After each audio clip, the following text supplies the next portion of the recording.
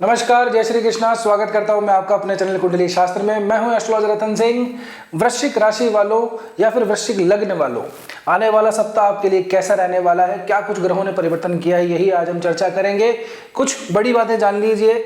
मंगल जो आपके राशि या लग्नेश बनते हैं वो उच्च अवस्था के अंदर तीसरे भाव में थे, अब वो कुंभ राशि के अंदर आ चुके हैं और यही बना रहे हैं पंचग्रही योग। चौथे भाव के अंदर कुंभ राशि है, कुंभ राशि के में आप लोगों के पंचग्रही योग बन रहा है। क्या कुछ प्रभाव होगा इसका, साथ ही में बुध 26 फरवरी को वक्री हो जाएंगे, ठीक है ना। अगर आप ठीक से देखेंगे तो यहाँ पे केतु से लेकर के ऊपर की तरफ अगर आप नजर डालेंगे तो कोई भी ग्रह नहीं है, सभी ग्रह राहु और केतु के बीच में फंसे हुए हैं। कुछ लोग इसको भूलवश काल सर्प समझ लेते हैं, लेकिन ये काल सर्प नहीं है। काल सर्प के दूसरे आयाम होते हैं, कुछ लोग काल सर्प को मानते भी नहीं हैं, लेकिन हाँ, राहु केतु के बीच में ग्रह जब आ जाते हैं सभी के सभी, तब वो अपनी शुभता को थोड़ा सा कम कर देते हैं, या यूं कहें कि अपनी शुभता देने में इतने सक्षम नहीं होते। वो राहु केतु के अकॉर्डिंगली फल देने लगते हैं। आप लोगों के लिए चौथे भाव के अंदर पंचग्रही योग बन रहा है। राहु है, दो ग्रह हैं, एक तो सूर्य मंगल, ये आदित्य मंगल योग बनाते हैं, और बुध और शुक्र ये लक्ष्मी नारायण योग बनाते हैं। लेकिन इनकी आपस में शत्रुता है, किसी की मित्रता है, बहुत सारी गणनाएं हैं। एक बात ये जान लीजिए कि जब किसी एक भाव के अंदर बहुत सारे ग्रह बैठ जाते हैं तो बहुत कम ऐसे चांसेस होते हैं कि उस भाव में थोड़ी बहुत जान बची है। वो कैसे न कैसे करके वो नुकसान देने वाली स्थिति में ही रहता है, व्यक्ति ऊहापोह में रहता है। ये संपत्ति का भाव है, ये सुख का भाव है। यहाँ से प्रॉपर्टी, एसेट्स, मकान, दुकान, भूमि, भवन, वाहन, खेत खलिहान सब देखे जाते हैं। तो आप लोगों के इस भाव के अंदर ये युति बन रही है। तो जिन लोगों का ऐसा है कि कुछ ऐसी काफ़ी फाइनेंशियल कंडीशन थोड़ी सी ख़राब हो गई है, उन लोगों को ज़रूर कमेंट करके बताना है कि क्या कुछ आप लोगों ने लोन वगैरह लिया है, प्रॉपर्टी वगैरह के लिए कुछ लोन लिया है। ऐसी स्थिति के अंदर कई बार ऐसे होता है कि व्यक्ति जो है संपत्ति बना तो नहीं पाता, जो संपत्ति होती है उसको निकाल देता है। निर्भर करता है कि आपकी मेन पत्रिका के अंदर ग्रहों की क्या स्थिति है, किस ग्रह की दशा महादशा चल रही है।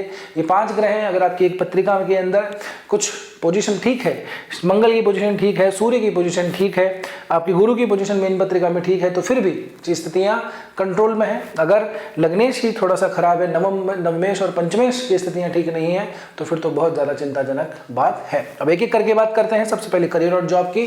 तो देखिए 5 ग्रह हैं, इन 5 ग्रहों की अगर आप देखेंगे तो दृष्टि सीधी सीधी आपके दशम भाव के ऊपर ही पड़ती है। राशि है सिंह राशि, केंद्र के अंदर है। सिंह राशि के स्वामी सूर्य बनते हैं और यहाँ पे केतु अभी बैठे हुए हैं। सिंह की खुद की ढैया चल रही है, ठीक है ना। तो यहाँ पे काम के अंदर, वर्क प्लेस के अंदर बहुत ज़्यादा बर्डन हमको दिखाई देता है। मल्टीपल चीज़ें करने का आप प्रयास करेंगे और कंसंट्रेशन बिल्कुल भी नहीं रख पाएंगे। एक टास्क पूरा होगा नहीं कि 10 टास्क सामने खड़े हो जाएंगे। पुराना काम पूरा हुआ नहीं कि नया काम फिर से आ गया है, काम ऐसे पेंडिंग पे जा सकता है। तो एक एक करके अपनी प्रायोरिटी को सेट करके काम आपको करना है आगे, है ना। कहीं ऐसा ना हो कि ओवरबर्डन के चक्कर में कोई भी काम पूरा ना हो। तो अपनी क्षमता से ज़्यादा और समय जो आपके पास है उससे ज़्यादा काम नहीं लेना है।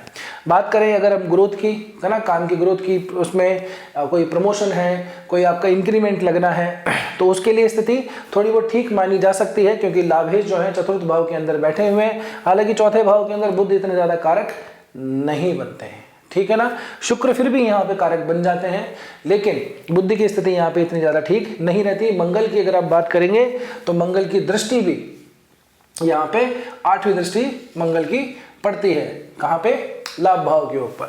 तो लग्नेश का लाभ भाव से संबंध बना लेना ये थोड़ा सा हमको प्रॉफिटेबल दिखाई देता है। खास करके वो लोग जिनका काम कुछ इस तरीके का है कि जो फाइनेंस सेक्टर के अंदर काम करते हैं, या फिर जो लोग बैंकिंग में हैं, जो कंटेंट राइटिंग का काम करते हैं, कंटेंट क्रिएशन का काम करते हैं, जो लोग ऐसे हैं कि मेटल वाली लाइन के अंदर है, या फिर इलेक्ट्रॉनिक्स वाली लाइन के अंदर है, इलेक्ट्रिकल आइटम वगैरह का काम करते हैं, उनसे जुड़ी कंपनी से संबंधित काम करते हैं, तो ग्रोथ के चांसेस हमको फिर भी यहाँ पे दिखाई देते हैं। अदर वाली चीज़ों के अंदर थोड़ी संभावना हमको कम दिखती है। आगे बात करें आप लोगों के व्यापार की, तो व्यापार के मामले के अंदर जो शुक्र बनते हैं आपके स्वामी सप्तम भाव के, इसको भी थोड़ा देख लीजिए। शनि की तीसरी दृष्टि आपके सप्तम भाव पे पड़ रही है। साथ ही जैसे मंगल यहाँ पे आए तो मंगल की चौथी दृष्टि भी आपके सप्तम भाव पे पड़ती है। व्यापार के कारक ये दोनों ही नहीं है, लेकिन इस भाव का स्वामी व्यापार का पक्का कारक है, यानी कि शुक्र। केंद्र का स्वामी केंद्र में बैठा हुआ है, बढ़िया है। मित्र के साथ लक्ष्मी नारायण योग बनाना है, ये भी अच्छा है। तो व्यापार की दृष्टि से ये स्थिति थोड़ी बहुत ठीक हमको नजर आ रही है, लेकिन फिर भी मैं आपको ये कहूँगा कि व्यापार के अंदर जो ज़्यादातर जिनका साझेदारी के अंदर काम होता है, पार्टनरशिप के अंदर काम होता है, मल्टीपल पार्टनर है, तो वहाँ पे थोड़ी सी उनके बीच में थोड़ी सी बिगड़ सकती है, यानी कि किसी एक पर्टिकुलर डिसीजन के ऊपर नहीं पहुँच पाएंगे। जिनका काम ऐसा है खास करके फूड से रिलेटेड जिनका काम है, टेक्सटाइल से रिलेटेड जिनका काम है, जिन लोगों का डिज़ाइनिंग का काम है, जो लोग ये पेंट वगैरह से रिलेटेड कामों के अंदर जुड़े हुए हैं, उन लोगों के लिए ये समय ठीक है। लेकिन बहुत बड़ा डिसीजन लेने से आप लोगों को अभी बचना चाहिए, क्योंकि दशमेश जो है अभी ताज़ा ग्रहणी लगाई ही है सूर्य के ऊपर, भले ही हमको दिखाई ना दिया हो भारत के अंदर, लेकिन इसका प्रभाव रहता है। इस बारे में हमने पिछले वीडियो के अंदर ठीक से डिस्कस किया था, आपको पता ही होगा। तो व्यापार की स्थिति ठीक है, आप आगे बढ़ सकते हैं, कोई बहुत बड़ा नुकसान हमको यहाँ पे दिखाई नहीं देता है। आगे बात करें धन भाव संपत्ति, तो वो तो मैंने सबसे पहले ही बता दी आप लोगों को। प्रॉपर्टी एसेट्स वाले मामले के अंदर अगर हाँ आपकी कैसी ऐसे कारक ग्रह की दशा महादशा चल रही है और वो इन पांचों के अंदर से कोई एक बनता है, उसी का अंतर चल रहा है, तो ये समय आप लोगों के लिए धन बनाने का है, प्रॉपर्टी बनाने का है, संपत्ति बनाने का है। वो आपको जरूर से संपत्ति वगैरह कुछ देके जाएगा। और आप नोटिस करेंगे कि पिछले कुछ दिनों से आपके मन में कुछ चल रहा है कि यार कुछ मकान ले लें, गाड़ी चेंज कर लें, सेकेंड हैंड ही ले लेते हैं, लेकिन एक गाड़ी जरूर से ले लेते हैं, इस तरह का विचार चल रहा होगा। तो इस सप्ताह के दौरान अगर ऐसी कुछ डील हुई है या होने को है तो जरूर से आप कमेंट करके बताइएगा। और जो पहले बात कही है कि ऐसा जा रही है संपत्ति किसी वजह से, कुछ आर्थिक स्थितियां ठीक नहीं है, इसलिए अगर कुछ चीज़ें बेचनी पड़ रही हैं तो ज़रूर वो भी कमेंट करके बताइएगा। आगे बात करें रिलेशनशिप की, तो रिलेशनशिप की स्थिति जस की तस है, कोई ज़्यादा खास परिवर्तन हमको दिखाई देता नहीं है। हाँ, इस भाव के ऊपर, क्योंकि ये जो शनि है इसकी दो राशियां पड़ती हैं, मकर और एक कुंभ। कुंभ के अंदर पहले मकर में स्थितियां बन रही थी, अब कुंभ में बन रही है, यानी कि शनि की जो राशि है वो बैक टू बैक ओवरलोडेड हो रही है। तो शनि के ऊपर भी थोड़ा सा दबाव है। शनि वैसे तो ठीक अवस्था में बैठे हैं, पंचम के अंदर बैठे हैं, लेकिन इस भाव का स्वामी देखेंगे तो कहाँ गया हुआ है, 8वें भाव के अंदर। तो प्रेम संबंध जैसे चल रहे थे वैसे के वैसे ठीक हैं, बहुत ज़्यादा इसके अंदर हमको चेंजेस दिखाई नहीं देते। एक बात और, कुंभ राशि, इसको भी थोड़ा समझना जरूरी है कि जिस राशि के अंदर ये योग बन रहा है, इस राशि को भी समझना जरूरी है। शनि ही इसको रूल करते हैं, अपने भाव से आगे बैठे हैं। 3 नक्षत्र इस राशि के अंदर पड़ते हैं। पहला है धनिष्ठा, मंगल का भी प्रवेश होगा इस सप्ताह के अंदर, तो मंगल धनिष्ठा नक्षत्र में रहेंगे। धनिष्ठा के अंतिम 2 चरण इसी राशि में पड़ते हैं। इसके बाद शतभिषा नक्षत्र पूरी तरह से इसी राशि में आता है, जिसके स्वामी स्वयं राहु हैं, जो कि अभी स्वयं शतभिषा नक्षत्र में ही गोचर कर रहे हैं। इसके बाद में पूर्व भाद्रपद नक्षत्र आता है, जिसके स्वामी गुरु बनते हैं, जिसकी स्थिति स्वयं के अभी अष्टम के अंदर बनी हुई है। एक और बात आप यहां से देखेंगे तो 8वें का स्वामी और 12वें के स्वामी, इनकी युति हो रखी है। और अगर आप देखें तो यहां से 6ठे भाव के स्वामी भी है। तो 6, 8, 12 भावों के स्वामी की युतियां एक साथ चौथे भाव में हो जाना, ये भी हमको कहीं ना कहीं संकट दिखाता है। तो अपने स्वास्थ्य का भी ध्यान रखना है, संपत्ति का तो खैर ध्यान रखना ही रखना है, और बहुत बड़ी यात्राएं वगैरह करने से थोड़ा बचना है। रिस्की चीज़ों के ऊपर हमको जाने से पहले, रिस्की प्लेसेस के ऊपर जाने से पहले कई बार सोच लेना अभी चाहिए।